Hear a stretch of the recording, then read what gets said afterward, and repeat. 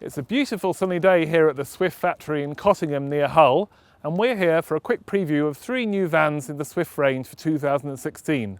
That's 2 new Rios from last year's range that was launched last year, and 1 new Escape. Let's see what they have to offer.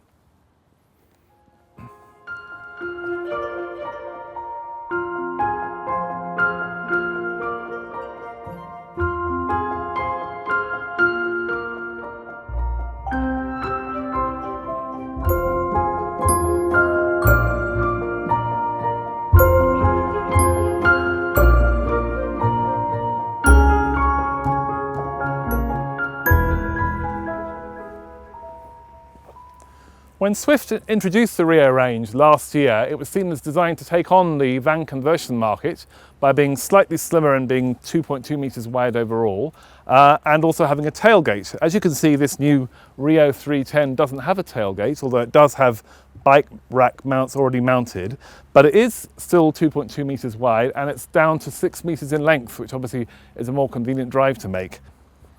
Although it doesn't have a tailgate, it does at least have this external locker, which gives you easy access to the under-seat lockers there. So there is at least some means of putting bulky things inside this van.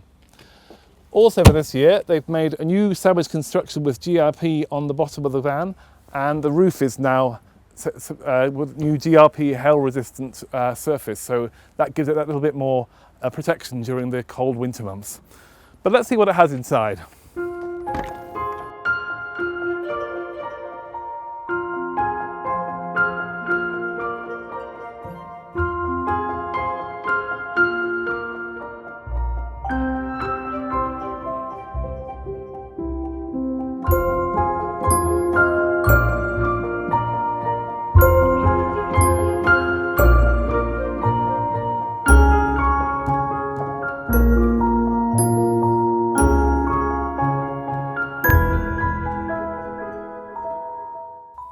So let's start with the cab. It's not a great deal changed from last year, but there is a new USB port fitted to make it easier for you to use your tablet when you're driving.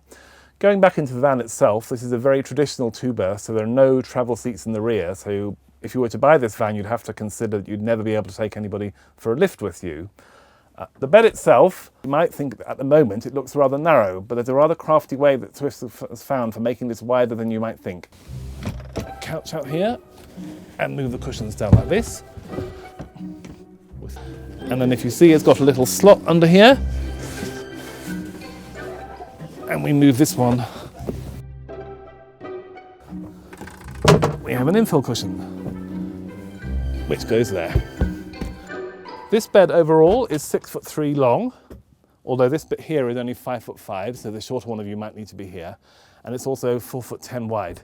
So it's a perfectly decent sized double bed for the 2 of you.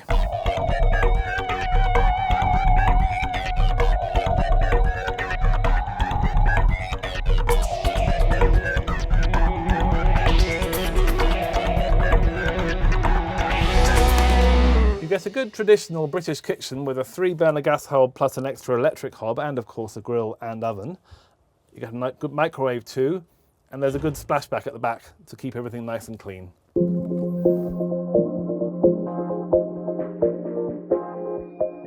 Coming onto the kitchen, you get an 130-litre slimline Dometic fridge with a freezer that you can remove. Just as we move back through the van, it's worth pointing out this Truma control, which is very similar to the one we had last year, except you'll notice it says iNet Ready. You can get from your dealer a little box that you put on here, which means you can then control the Truma boiler system from your mobile phone when you're outside the van, so it's nice and cosy when you come back from your walk. I think this washroom is really one of the plus points of this van, particularly given that it's only just around 6 metres in length, because you get a separate shower with an Eco Camel shower head, a nice wash basin, but best of all, you get a second wardrobe. So even if you have to fill up some of that other wardrobe with the infill for the bed, there's still plenty of room to hang your clothes in here.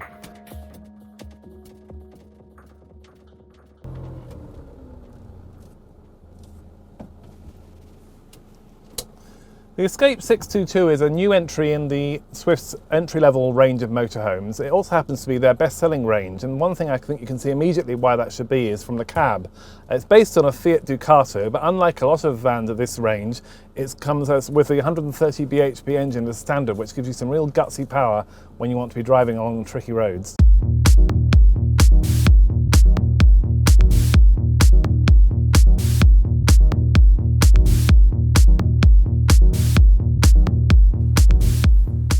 All of Swift's 2016 vans have new graphics for the front, an exciting pattern and colour scheme.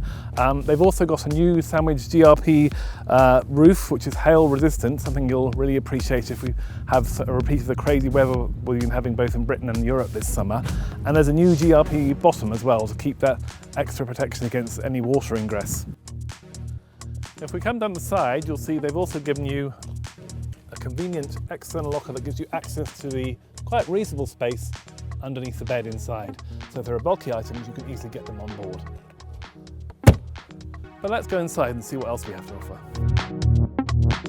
One thing that is particularly good about this van, particularly for somebody my height, is that when you come to adjust the legroom for the driver, it goes right back like this without any obstruction. Quite often with a van like this, which has a central bathroom, you find this wall backing up against the seat, which makes it difficult to drive. But in this case, even with the table storage here, there's still plenty of room for a comfortable drive. As with all British vans, you get a good kitchen on this van, with plenty of workspace, thanks to this pop-up flap. You get a 3-burner hob. You get a combined oven and grill, and quite a few pull-out drawers, which is always handy, including this cutlery drawer. And you get a decent-sized fridge, although it's not actually automatic energy selection. You also get a good microwave and lots of space with these big overhead lockers. Inside, this is a traditional two-berth with a classic rear lounge. You can actually, apart from being able to entertain at least 3 or 4 other friends in here, come night time, all you have to do is pull these slats down. Just pull the slats out.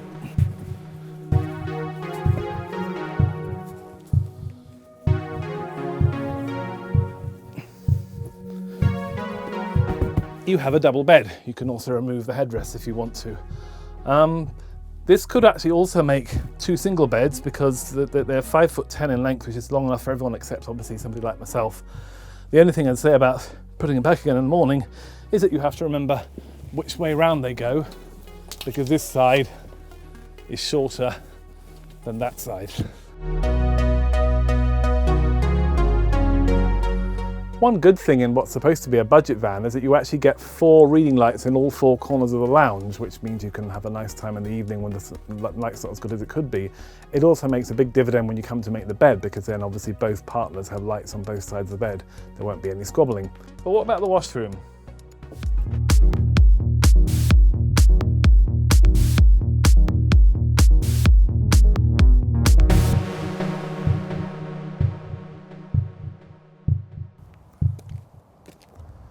This is the Swift Rio 325, one of 2 new models Swift has introduced to its Rio range this year. The range was actually only launched last year as a competition to van conversions with a narrower body and lots going on at the back. So let's start there and see what's happening this year. When Swift introduced the Rios last year, both the models it had tailgates at the back. This one, like the other one that's introduced this year, this one is the 325, doesn't have a tailgate, although it does already have mountings for a bike rack. However, if we walk around the side and we open this, you can see that there is a garage here at least. It is a garage, it is 1 metre deep, so that's big enough to put some bikes in. There are a few compromises, however. You'll notice that there's this sliding bit down here. That's because to get it into 6 metres they've had to compromise a bit on the rear space. But also they haven't put a door on the other side, so you'd have to be very careful how you pack things. Because if you put the bikes in and then wanted to get something in the shelves over there, that would be rather difficult. The gas bottle goes in there, which is part of the reason why there isn't a door there.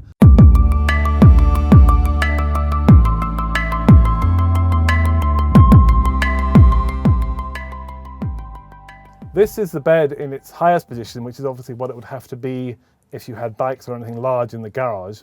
But you can see that in this position, the overhead lockers are rather intruding into the bed, and it'd be rather difficult to get two people to sleep here, particularly as there's a cutaway here.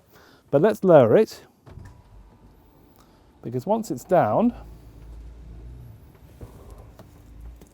this bed becomes a lot better. To begin with, there's a nice step, and once you're in, there are reading lights at both sides. There's a nice window to look out as you would do in a normal bedroom, and best of all, there are speakers so you can have a nice music to listen to while you're in bed. All in all, this would be a great place to sleep. Once again, as this is a British van, you get a decent sized kitchen, especially with this flap that comes out. You get a 3-burner gas hob and 1 electric hob. You get a nice sink with a good workspace here, and in addition, in here, you can take out a draining board. There's big lockers, and you get the advantage of a microwave as well, plus a grill and an oven. All in all, fairly good spec for a van like this. Well, here it is. It's fairly decent size. The loo is a little bit high for those with short legs, but we like the space age look to the basin, and particularly the green panelling. Minty green looks great in the early morning. The only other thing to take note of is the fact that this tap doubles up as your shower head. It's a perfectly decent sized front dinette you get here. Both the cab seats swivel, but I would have expected to have seen some kind of extension to this table here, because obviously the person in this position can't really access that table very easily. However, there is a very useful reading light here, which a lot of manufacturers tend to forget. It's often quite a nice place to sit in the early morning to read a book here, and that light always helps. One last gripe about this van is really the wastewater pipe that we have here. It's rather a Heath Robinson contraption. It takes a long time for it to work effectively, and really in a van like this, by this stage I would have expected something a bit more modern than that.